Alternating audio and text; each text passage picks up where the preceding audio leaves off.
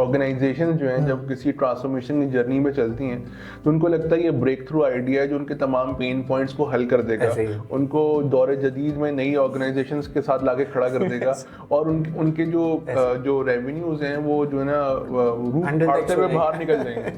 So now and actually उनका इंफ्रास्ट्रक्चर, उनकी human resource policy, overall organisation culture जो है ना अडेप्टिव नहीं होता।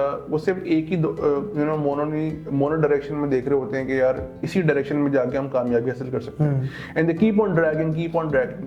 तो अंग्रेजी के अंदर एक इस्तिलाह है जिसे कहते हैं कि cut your losses as quick as possible. अगर आप उस डेड हॉर्स को घसीटते रहेंगे तो इवेंचुअली क्या होगा कि it will backfire and reputational damage होगा, financial damage होगा, and most importantly you have a very demotivated workforce जिनको लगेगा यार हम कुछ भी कर लें but we will not be able to achieve it.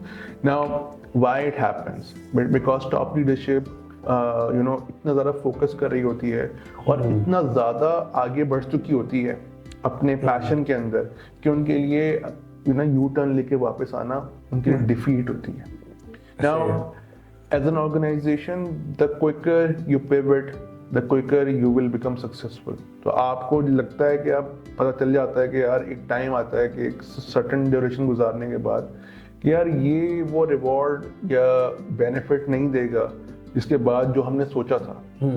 तो हमें बैक ओवर आना चाहिए। हाँ, तो हमें it's not an organisational failure, it's not just a leadership failure is कि you know कि it's not working and you are moving in that direction and आगे जाए जा रहे हैं जितना आगे चले जाते हैं उतना ही मुश्किल होता है पलट के वापस आना।